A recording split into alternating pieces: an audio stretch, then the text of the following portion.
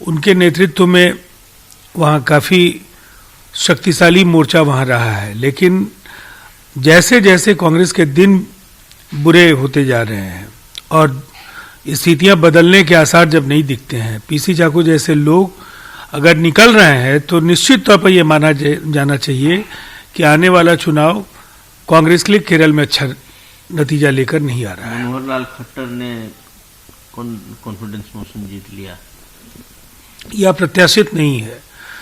विपक्ष ने जो कोशिश की थी वो जल्दबाजी भरा हुआ कदम था, और जब तक आपको बहुमत का अंदाजा नहीं हो तो निश्चित तौर पर ऐसे कदम नहीं उठाए जाने चाहिए। अब 6 महीने तक तो मनोहर लाल खट्टर जी की सरकार को जो विधायी प्रावधान है उसके तहत भी उन्हें कोई कठिनाई का सामना नहीं करना पड़ेगा।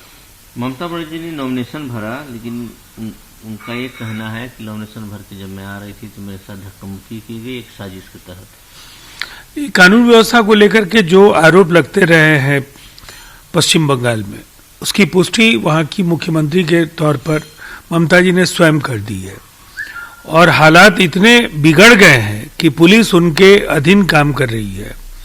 इसके बावजूद उन पर हमला हुआ, अगर उनकी बातों में सच्चाई है तब तो निसंदेह ये पूरी तरह से पुलिस का फेलियर है, इंटेलिजेंस एजेंसीज का फेलियर है, और इसकी नैतिक जवाबदेही ममता जी को लेनी चाहिए। जिसके जिम्मे गृह विभाग है उसको हटाए जाने की कार्रवाई करनी चाहिए। अधीर रंजन चौधरी कहते हैं कि ब्राह्मण बनने का ढोंग वो बीजेपी के डर से कर रही हैं। अब तो पिछली बार राहुल जी ने भी किया था, जनेऊ पहन करके गुजरात में हिम्मत नहीं जुटा पाए, लेकिन देश के कई राज्यों में उन्होंने जनेऊ पहनी। तो दरअसल ये राजनीति में हिंदू बनना अगर केवल वोट हासिल करने के लिए किसी के लिए ये एक माध्यम है, तो मतदाता जागरूक हैं, वो समझते हैं उन्हें क्या करना है। आज मंदिर भी गई, वो मजार पे भी गई आज, लेकिन मजार पे गई तो शुभेंदु अधिकारी बोल रहे हैं कि उनके जवान पे राम राम है, लेकिन वो अल्लाह अल्लाह जपती है। देखिए, एक राजनेता के तौर पर कोई धर्म किसी राजनीतिज्ञ का नहीं होना चाहिए। उनके लिए सभी धर्मों को मानने वाले धर्मावलंबी एक समान है। लेकिन अगर सियासत के लिए इसका इस्तेमाल कोई भी करे तो ये जरूर चिंता पैदा करने वाली बात है। इसलिए मंदिर में जाए या गिरजाघर में जाए या मस्जिदों में जाए, राजनेताओं को सर्वधर्म समभाव की दृष्टि से काम करना ही चाहिए। अरविंद केजरीवाल ने घोषणा की है कि जो सीनियर सिटीजन उनको अयोध्या की सैर मुफ्त कराएंगे। 10 प्रिंसिपल है रामराज का, उसको फॉलो करेंगे।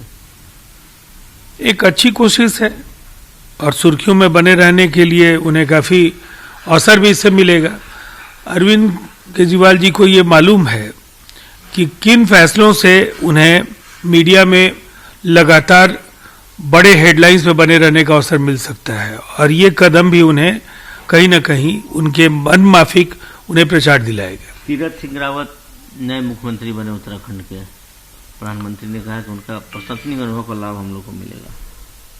तीरथ सिंह रावत को लेकर के भारतीय जनता पार्टी के अंदर काफी उत्साह है, और एक दल को ये निर्णय है कि किसके नेतृत्व में किस राज्य को चलाना है। इसलिए ये उनका अंदरूनी मसला है, और इस पर किसी राजनीतिक दल के प्रतिक्रिया का कोई औचित्य नहीं है। प्रिविलेज नोटिस लाएंगे देवेंद्र फडणवीस महाराष्ट्र के सीएम के खिलाफ, महाराष्ट्र के होम मिनिस्टर के खिलाफ। ये एक संवैधानिक अधिकार है। अगर कहीं भी किसी तरह के प्रिविलेज का मोशन बनता है तो निसंदेह उन्हें लाना चाहिए।